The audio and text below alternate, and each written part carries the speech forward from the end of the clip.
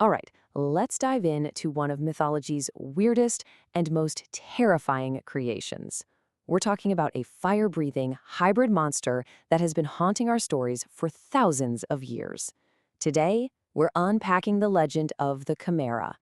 And you really can't start this story anywhere else but with the man himself, Homer.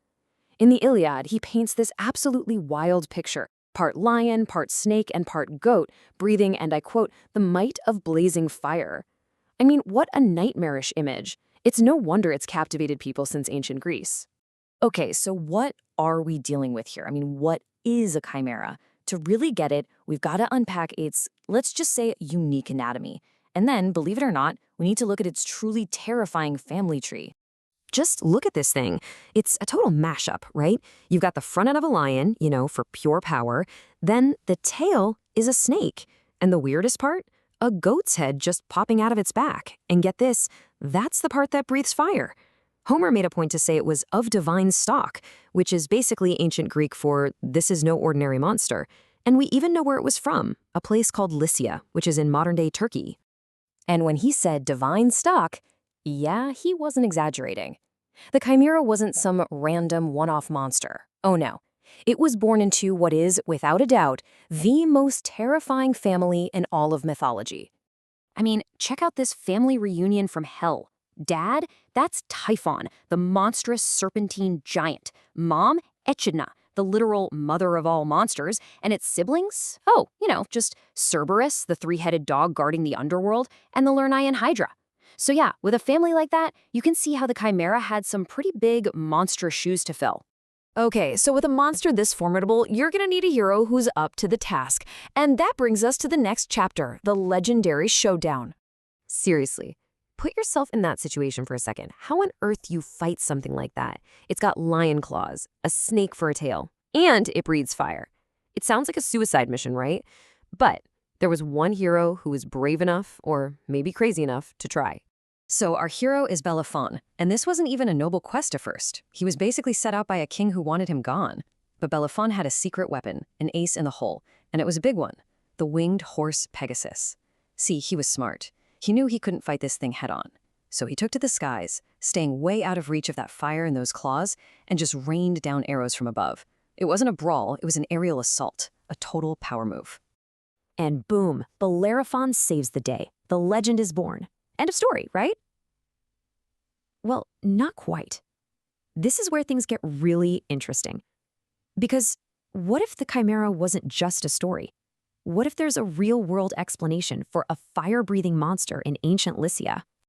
Yeah, we're about to leave the world of pure myth and enter the world of, well, geology. Because the clue to the Chimera's true origin might not be in some dusty old scroll, but on an actual map of Turkey. Okay, here it is, the aha moment. The legend talks about a fire-breathing monster roaming the land of Lycia. And guess what? There is a literal, actual fire-breathing mountain in that exact same spot. The place is called Yanartaş. That's Turkish for flaming rock. And it's exactly what it sounds like. It's this mountainside where natural gas, methane, has been seeping out of vents and burning for thousands of years. We're talking eternal flames. For ancient sailors, this was a major landmark. So you can totally see how stories of a place that literally breathes fire could morph into a legend about a fire-breathing monster, right? And that's not all. There's another piece to this puzzle. Archaeologists found this carving from the Neo-Hittites, and it's actually older than the Greek myth. It shows a winged lion with a human head popping out of its back. It's not the exact same thing, but it proves that the idea of mashing creatures together into weird hybrids was already a thing in that part of the world. So, okay, the monster was slain by a hero, and the myth might be explained by a flaming mountain. But the Chimera's story? It is far from over. Because its legacy, its real impact, is something we still live with today. Think about the word itself, chimera. It went on this amazing journey.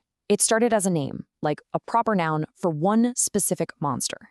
Then, over time, it became a symbol for anything that felt unnatural or fake. And now it's a super common term in science and culture for any kind of hybrid thing made of different parts.